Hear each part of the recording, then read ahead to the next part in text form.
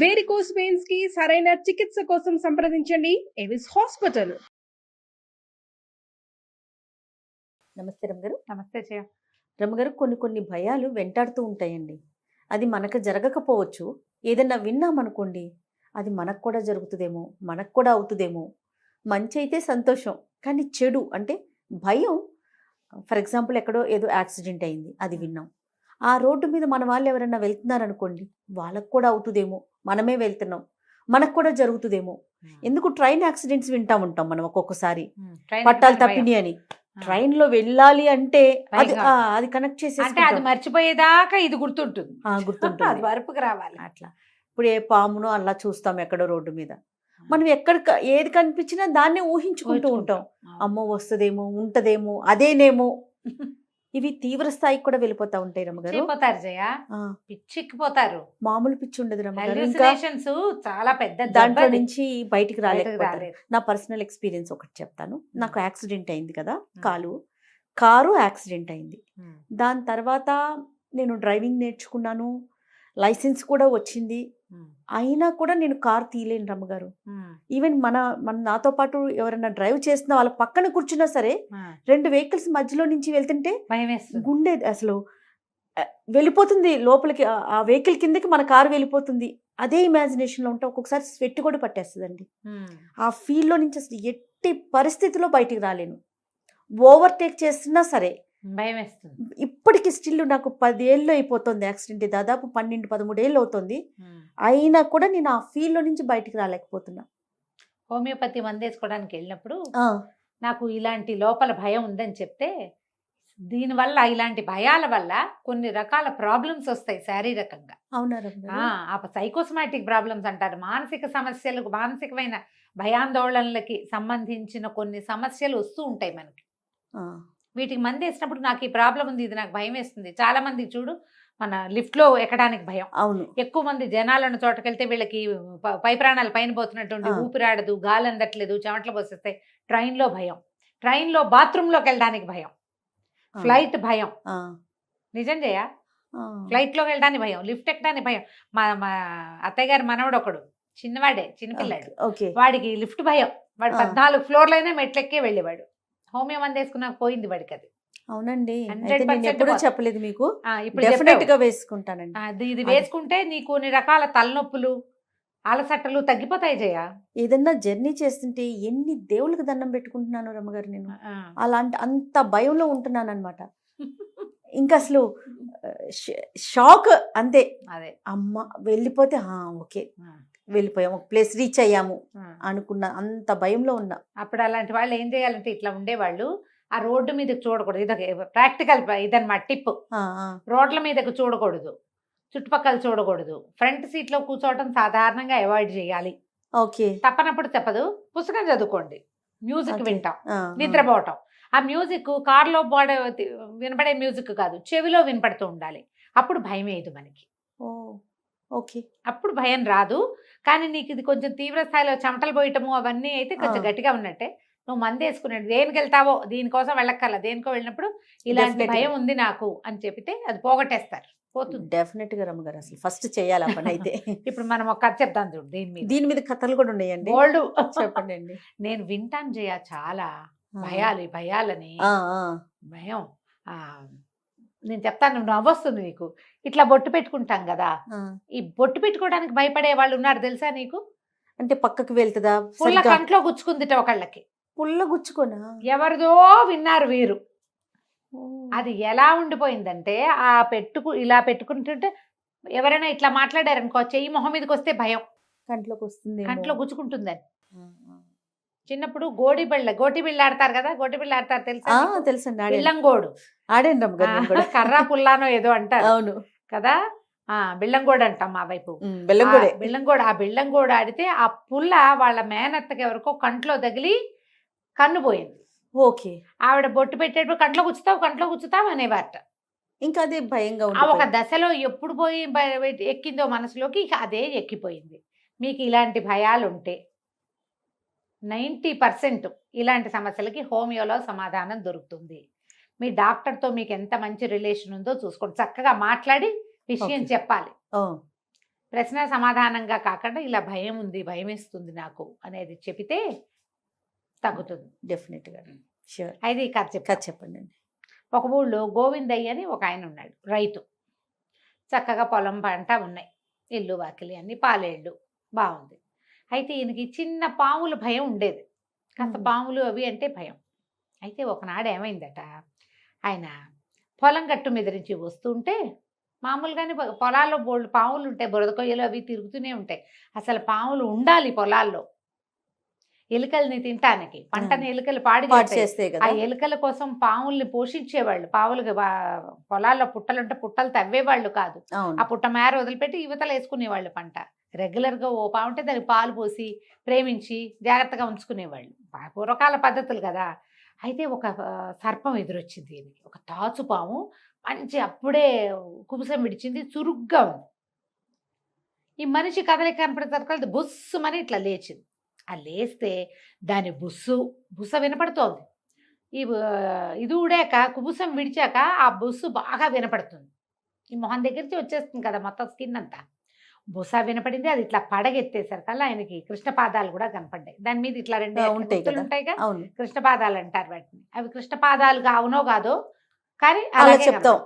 ఈ బాగా విరిసిన దాని పడగ మీద ఈ కృష్ణపాదాలు, దాని ఇంత పొడుగు కూరలు, బుస, తలకాయ, అది ఇట్లా ఇట్లా ఆడించటము చూసేసాడు ఆయన. కానీ పాము ఈయన కదలకుండా బిగుసిపోయినాడు. భయం వేసేసరికి ఏమైపోతాం మనం, అదే ఫెయింట్ అయిపోతారు చాలా మంది. ఆయన అట్లా నిలుగుడ్లు పడ్డాయి, బిగుసిపోయాడు. ఈ పాము ఏమి కదలిక లేకపోయేసరికి దాని దారిని అది పోయింది చర్చట్లాడుతూ. అదేం చెయ్యాల, అది కేవలం కదలికకి తల విసిరింది అంతే. ఓకే. బాగా మేఘాల మీద పొలాలు అడ్డం పెట్టి పరిగెత్తుకొచ్చేసాడు ఇంటికి భయంతో. వచ్చేసి ఇంటికి ఇల్లు జరిసరికలు చవటలు కక్కేస్తుంటే ఈ వేళ ఏదో మంచినీళ్ళు ఇచ్చి కాసిన వేడి పాలిచ్చి ఏమైంది అంటే పాము కనపడింది అన్నాడు, అయిపోయింది.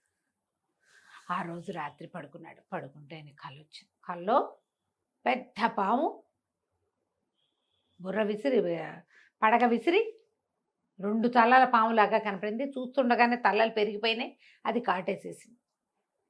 ఆ పడుకున్నవాడు దభేల్మని మంచం మించి కింద పడ్డాడు. అంటే పాము పాము పాము గరిచిందని నురుగులు కక్కిస్తున్నాను, నేను చచ్చిపోతానని కేకలు పెట్టాడు. ఇంటిల్లి పాది పరిగెత్తుకొచ్చారు. మంచం మీద పడుకున్న వాడి మీదకి పాము రాదని ప్రతీతి.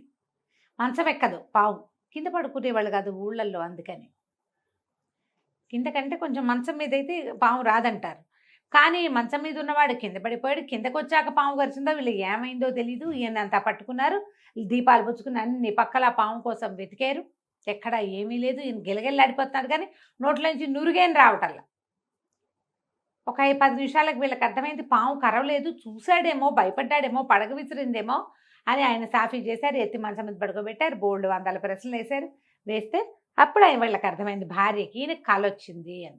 ఒక పాము పాము పాము పాము అంటాడు, కళ వచ్చిందా కలిసి అవును 2 పడగలు ఉన్నాయి, దానికి 10 పడగలు ఉన్నాయి, 10 పడగలతోటి నన్ను కాటేసింది అన్నాడు. ఆనంగానే భార్యమనంది, కాదు నీకు కాళ్ళు వచ్చిందయ్యా, కాళ్ళు చేతులు గడుకుంది కానీ ఆయన బయటికి తీసుకెళ్ళి కాళ్ళు గడిగిచ్చి మొహం గడిగిచ్చి పడుకోబెట్టింది. ఏం లేదు, నీకు కళ వచ్చి కళ్ళలో అంత బెదిరొచ్చింది, నీకు పాము లేదేం లేదు, పడుకో, కృష్ణ అనుకో, కృష్ణపాదాలు అన్నాడు.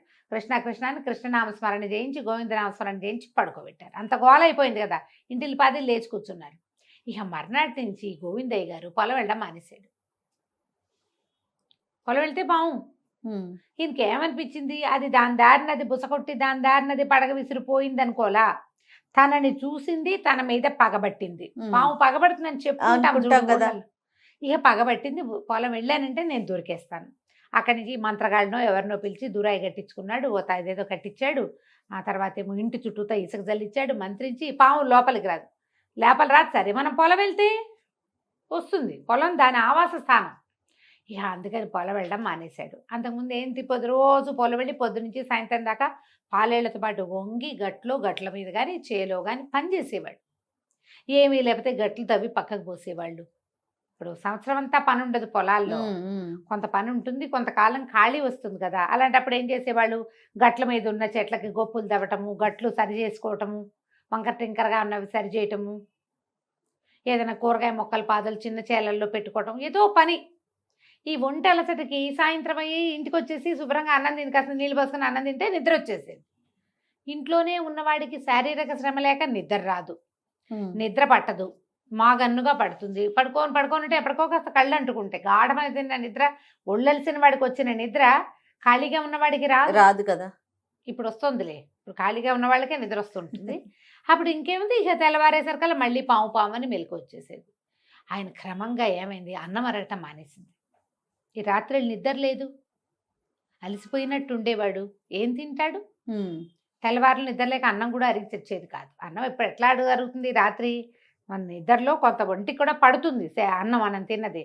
ఏం పడుతుంది నిద్రేది? ఎంతసేపు లేచేస్తాడు. ఈయన లేవటంతో ఆ పెళ్ళాలు లేచి కూర్చుంటుంది. ఆవిడకి అలసటగానే ఉంటుంది. ఇక విసుగు పుట్టి ఆ ఊళ్ళో పరంజ్యోతి గారిని డాక్టర్ ఉన్నట్టు. అప్పటికి ఇంగ్లీష్ వైద్యం వచ్చింది. ఓ 100 ఏళ్ళ నాటి కథ అనుకో, 70 ఏళ్ళ నాటి కథ. ఆయన హోమియోపతి, ఆయుర్వేదం, అల్లోపతి అన్నీ చేసేవాట. ఆయన ఏం చేశాడు, ఆయన దగ్గరికి వెళ్ళాడు. వెళ్తే చెప్పాడు, పాము కంటే భయంగా ఉందండి నాకు, పాము పగబట్టింది నా మీద, నాకు అదే కనపడుతోంది ఏ పక్కన చూసినా, ఇల్లు దాటానంటే భయంగా ఉంది, ఇప్పుడు రోడ్డు మీద మీ ఇంటికి వచ్చానా ఎంత కాళ్ళు వణుకుతున్నాయోనండి అన్నాడు. అనేసరికి నేను బాగా ఆలోచించి ఏదో మంది ఇచ్చి పంపించాడు. వారం అయింది, మళ్ళీ తిరిగి వచ్చాడు. గోడ కట్టుని బద్దిలాగా అయినా తగ్గలా భయం.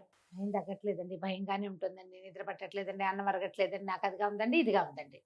డాక్టర్ గారు అన్నారు, అలా కాదండి, పాములకి శత్రువు ఎవరు మీరు చెప్పండి. ముంగీస. మనం ఏం చేస్తామంటే ఒక బ్రహ్మాండమైన ముంగీసను ఒకదాన్ని తీసుకొచ్చి ఇస్తాం మీకు. మీ ఇంట్లో మీ మంచం కింద పెట్టుకోండి. మీ దగ్గరకు వస్తుంది పాము, నిద్రలో అయినా వస్తుంది, మెలకుగా ఉన్నా వస్తుంది. దాన్ని ఈ ముంగీస అరికడుతుంది. ముంగీస ఉంది మీ దగ్గర అని తెలిసిందంటే ఇక పాము జోలికి రాదన్నాడు. సరేనన్నాడు. తెప్పించండి ముంగీసనంటే రేపు సాయంత్రం రండి అన్నాడు. మర్నాడు సాయంత్రం గోవిందయ్య గారు 10 రూపాయలు పట్టుకుని పరంజ్యోతి గారింటికి వెళ్ళి ముంగీసను తెచ్చుకోబోయాడు. ఒక అట్టపెట్టి ఉంది వాళ్ళ ఇంట్లో. అట్టపెట్టెలో తీసుకెళ్ళి అట్టపెట్టిట లేపేశారు. కల్లా ఏదో అట్టించి ఇటు పరిగెత్తినట్టు అయింది. ఇందులో ఉంది ముంగీస, దీన్ని బయట తిప్పకూడదు, ఇది కూడా మంత్రకట్టు వేయబడిందే, దీన్ని మీ మంచం కింద పెట్టుకోండి, మీరు పగలల్లా ఏదో పని చేసుకోండి, ఇంట్లో తిరిగి పని చేసుకోండి, ఒక రవ్వ అన్నం తక్కువ తినండి, రాత్రి పడుకునేటప్పుడు మీ మంచం కింద ఇది ఉండాలి అంతేనన్నాడు. ఈయన తీసుకెళ్తుంటే ఆ లోపల ఉన్నదట్టు ఇటు పరిగెడుతుంది పాపం. మరి కదులుతుంటే ముంగీసలకి వాటికి భయం ఏదు, తీసుకుపోయి మంచం కింద పెట్టుకున్నాడు. రాత్రి ఒక రవ్వ లఘువుగా అన్నం తిని పడుకుని, నాకేం భయం, కల్లోకి మాత్రం పాము ఎట్లా వస్తుంది, ముంగీసుంటే రాదు పాము, హాయిగా నిద్రపోయాడు. ఎంత నిద్ర పట్టిందో, ఎన్ని రోజులు అయిందిగా సరైన నిద్రపోయి. పొద్దున ప్రశాంతంగా లేచాడు. వారం రోజుల్లో ఇక ఈయనకి పాము అన్న భయము పోయింది, నిద్ర పట్టడం మొదలుపెట్టింది. మళ్ళీ అన్నం సులువుగా అరుగుతోంది, వాకిట్లో దొడ్లో తిరిగి పని చేసుకుంటున్నాడు. పాము భయం పోయాక పొలం వెళ్తాం. సరే 10 రోజులు గడిచింది. ఈయన మెల్లిగా పొలం కూడా వెళ్ళటం మొదలుపెట్టాడు. సరే ఓ రోజు పరంజ్యోతి గారి దగ్గరికి బయలుదేరాడు. పెట్టిపుచ్చుకుని, డాక్టర్ గారు బాగా పనిచేసిందండి వైద్యం మీది, ముంగిస్తుందన్న ధైర్యంతో నాకు పాడుకాలు రావడం మానేసినాయి, పాలేళ్ళంతా అన్ని పక్కల ఉన్న పుట్టలన్నింటినీ తవ్వి చేశాను, మా పొలంలో పుట్టల్లో ఏం లేవు, ఇప్పుడు పాము రాదు, నాకేం భయం పోయిందండి. పాపం ఈ ముంగీస 10 రోజుల నుంచి నా కోసం తిండి తిప్పలు లేకుండా అట్టపెట్టెలో పెట్టావు, పిచ్చిమొహంది, దానికి ఆహారం పెట్టద్దు, ఇంత సహాయం చేసింది, మరి దీన్ని వదిలేద్దామండి అన్నాడు. అంటే అలాగే వదిలేద్దురు కానీ పట్టు రండి అంటే ఆ ఆటపెట్ట పుచ్చుకెళ్ళాడు. ఆటపెట్టలో కదులుతోద్ది అటు ఇటు. సరే ఆటపెట్ట దగ్గర కూర్చుని ఈయన అన్ని పక్కల నుంచి ఊడదీశాడు. దాన్ని ఇట్లా కట్టేశారు కదా, ఊడదీసి మూత ఇట్లా తీసి ఆ ముంగీస బయటికి రావడానికి వీలుగా వెళ్ళి వెనక్కి జరిగి కూర్చున్నాడు. అది ఒక దూకుతుంది కదా, దూకుతుంది కదా, వెనక్కి కూర్చున్నాడు. ఏమీ దూకలేదు లోపల నుంచి, రాలా ఏది బయటికి.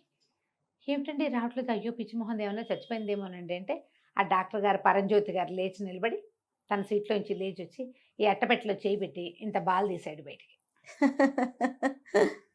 బాల్ తీసి ఇదిగోండి మీ ముంగీస అని ఈయన చేతిలో పెట్టాడు. గోవిందయ్య ఆశ్చర్యపోయి, ఏంటండి ఇది ఉందా, ఇక బంతుందా అన్నాడు. బంతి కాక ఏంటండి, ఏ ముంగీస మీకోసం 10 రోజులు డబ్బాలో ఉంటుంది చెప్పండి, అంతే కదా.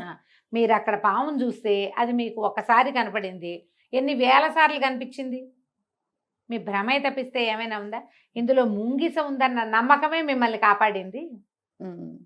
ఇగోండి ముంగీస, నాకు ఫీజు ఏమి ఇవ్వక్కర్లేదు, మీరు మొన్న ఇచ్చారులేండి, ధైర్యంగా ఇంటికి వెళ్ళండి అని చెప్పాడు. ఆయన ఏదో ఒక మందు కూడా వేశాడు. ఆ మందు వేసుకుని ఈయన సంతోషంగా ఇంటికి వెళ్ళిపోయాడు. ఆ తర్వాత ఎప్పుడూ పాములు చూసి భయపడలేదు. వాటి దారిన పోతాయి, మన దారిన మనం ఉంటాం. కథ కంచికి మనం ఇంటికి. భలే ఉంది రమ్మ గారు. అంతే కదా, నమ్మకం. ఇంతే, ఏదైనా సరే హెల్యూసినేషన్స్, భ్రమలు అవన్నీ కూడా మన మనసు ఒక్కటి ఉంటే 100 ఊహిస్తుంది జయ. ఎస్. మనసుకి ఊహలు నేర్పకూడదు. కొన్నిటికి ఊహలకి రెక్కలు వస్తాయి, భయాలకి రెక్కలు వస్తాయి. ఎట్లా? అమ్మో మనం ప్రమాదం కదా. ఊహించాలి. ఓ చిన్న మొగ్గు ఉంది, అది రేపొద్దున పువ్వు అయితే ఎంత బాగుంటుంది, అవన్నీ నువ్వు ఊహించుకో. మా అబ్బాయి రేపొద్దున కలెక్టర్ అయిపోతే నా జీవితం ఊహించుకో. మా వాడు దొంగ అయితే అని ఊహించుకోకూడదు, ఎస్. ఊహించకూడదు. ఓ పావు నన్ను గుడితే నేను చచ్చిపోతే మా ఇంట్లో వాళ్ళు ఏమవుతారు, అవన్నీ ఊహించకూడదు. ఊహలే అవన్నీ నిన్నేం చేసే చివరికి భయపెడతాయి. అవును. ఈ రోజువారీ జీవితం సజావుగా వెళ్ళాలా, దాన్ని వెళ్ళనివ్వరు కదా, వెళ్ళనివ్వవు ఈ భయాలు. అవును అవును. అందుకని భయాలకి రెక్కలు ఇవ్వకూడదు. ఎస్. చాలా బాగుంది రమ్మగారు. నమస్తే. నమస్తే.